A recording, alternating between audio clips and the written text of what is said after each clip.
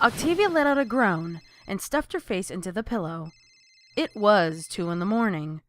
Who in the wide world of Equestria would be calling her now? She frowned and reached over to the bedside table, picking up her cell phone. DJ Pone 3 read the contact name. Oh, how wonderful. Octavia really should have expected this.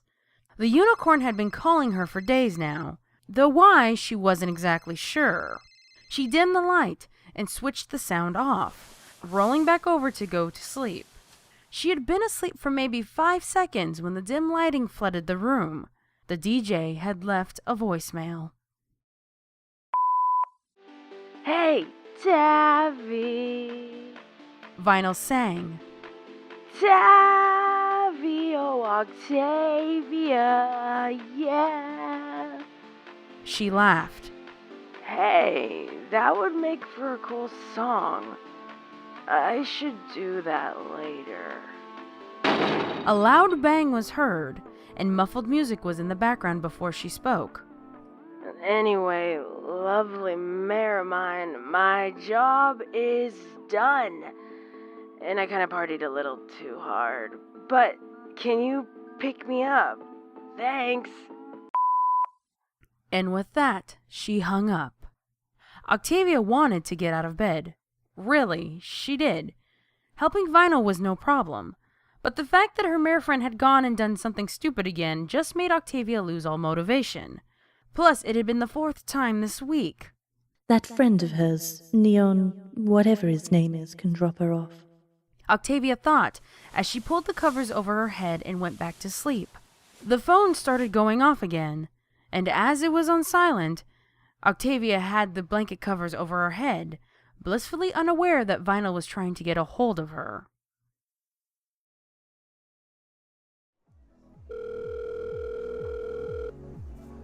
Vinyl frowned. That was funny. Normally, Octavia picked up on the first call. She got to the voicemail again and let out an annoyed whine. Tavi, She said, where are you? I'm cold and drunk, and I don't know where I left my keys. And plus some jerk stole my glasses. Wait, that kind of made me sound like a nerd in high school. Forget I said that. Just pick me up. I want to go home because every pony here can't handle my sexiness. I hope you can, though. A loud, stupid laugh escaped her lips and echoed down the street as she hung up.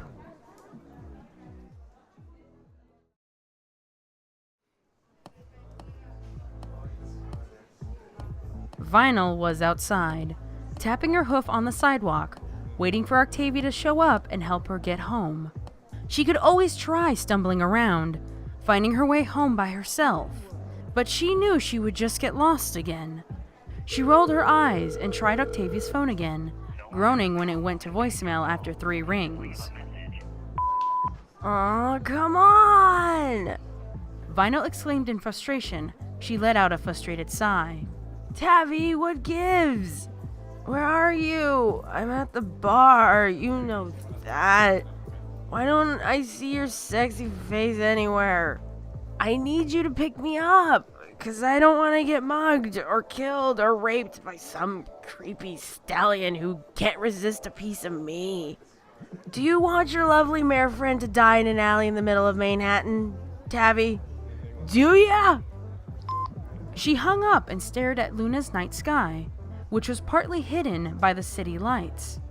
This was going to be a long evening.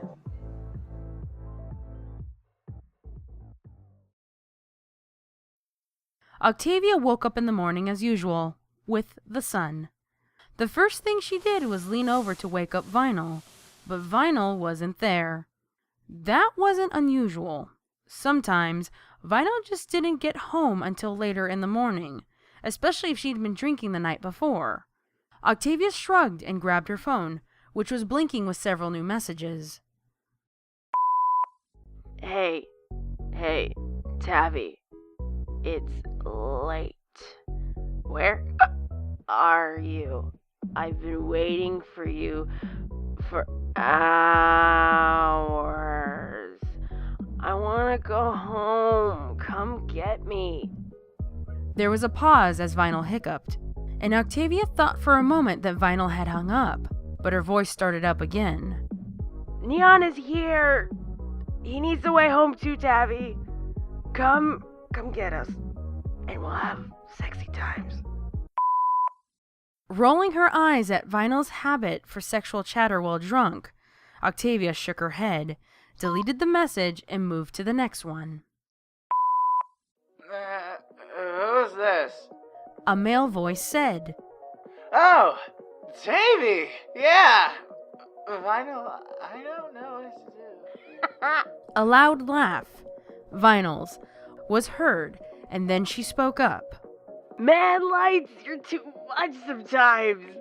Tabby, anyways, Neon and I are wasted, and I think he put something in my drink. I just wanted to tell you that I love you, because, I'm so happy right now, and the world is kind of colorful and stuff, and also, how would you feel if I tried to grow a mustache? Would I look sexier? Then the message ended.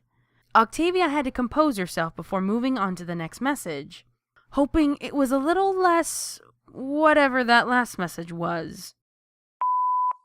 Tabby,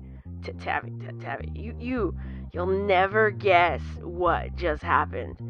We were walking down the street because we thought you got lost, right? But guess who we ran into?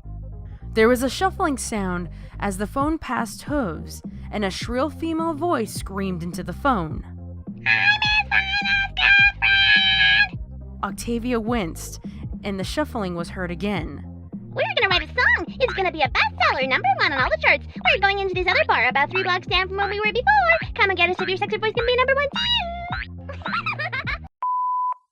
Octavia face-hoofed, as the call ended with a loud laughter as the final note. Sometimes she really regretted dating a disc jockey. The next message started up, and loud sobbing could be heard on the line. Tabby, I'm so sorry. Vinyl wailed. I'm so sorry. Luna, damn it. I should be home, cuddling with you, watching those stupid romantic comedies you like instead of getting wasted with Pink's Neon. This ain't cool of me. I'm such a shitty bear friend. You should totally dump me, or better yet, I should just go to the nearby alleyway and just let my body rot. Is that cool? Just know that I love you, and tell our future children that I love them too. She paused. Wait, forget the kids thing. I can't be a mom. Don't ever let me be a mom. That's my dying wish. Bye. I'm gonna go die now. Another message ended. Well, that happened. Octavia thought.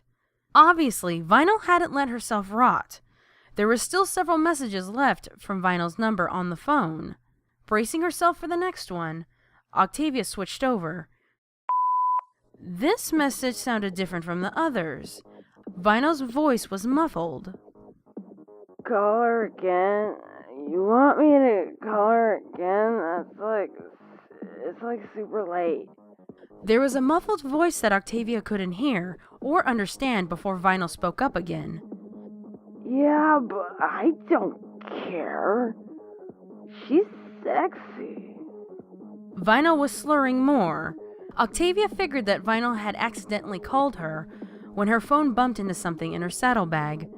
Another muffled noise, and then... No pony asked you. She makes me super happy. Okay? The message ended there, and as expected, another one started up. Loud laughter was heard, and the same shrill voice from before, Pink's, was heard. Oh my gosh, gosh, Violet, you're like such a genius. I never thought vodka and sprinkles and cider with whipped cream was a good idea, but now I've tried it. I feel like a superhero, and I want to go and party all day. Like I could do anything. I think I could even lift that mailbox. You want to see me try it? A male voice, a different one from before, spoke up. Pinky, don't you dare. Vinyl spoke up with a loud cheer. Yeah, pigs, do it! I'm gonna film it and put it on HoofTube! She screamed. If it wasn't hurting Octavia's eardrums now, she could only imagine the poor citizens downtown. Laughter was heard once more, followed by a few scuffles. Ah, damn. You done bucked up, Pinks. Vinyl said. Yo, sandwich guy, help her, will ya? The call ended there, leaving Octavia confused and drained. She found it only slightly entertaining how amusing Vinyl and her friends could be while intoxicated. She mostly frowned upon it, though, due to events happening like this. Why couldn't they drink at home, like respectable ponies? There were only a few messages left, and Octavia sighed. She waited a while before the message started up. Hey, Tabby, I think we might be in a bit of trouble. We kind of pissed off some, a lot of ponies, and I think they might be calling the cops. Can you come get us, like, now? Leave it to Vinyl to get the cops involved. A pause was heard, and then some screaming. Oh, shit. Vinyl muttered. That crazy cat lady's back. The call then ended. Octavia let out a groan. What sort of hell awaited her when she finally found her mare friend? Another message started up, and from the sound of it, utter chaos was going on. Every pony was screaming, and there were a few swears thrown in, and it almost sounded like some pony was getting beaten up. Damn fucking nation! Vinyl screeched. Octavia, listen, I need you to come pick us up now, like now. Neon and Pinky's cult friend are beating the crap out of each other, and I don't know why. I'd call the cops, but we're kind of trying to avoid them right now, so... No, Pinky, I'm not taking sides! What's wrong with you? The call was over. The last message was from a number that Octavia didn't have saved on her phone. She was almost afraid for what she would hear when the message clicked over to the last one. It was Vinyl's voice again, but it wasn't her phone. Hey, Tabby,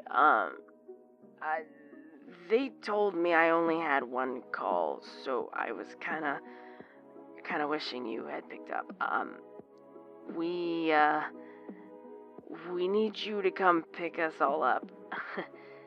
We're kind of... No, Neon, shut up! We're being held at the Manhattan prison, and we're kind of being held here against our will. What? I'm not telling her that, Pinky. Shut up! We kinda need you to come and get us, or we can't leave. Octavia let out a loud groan. She should have expected this. Why I'm in love with that crazy mare, I'll never know. Octavia said to herself. But she definitely has to pay me back for her bail.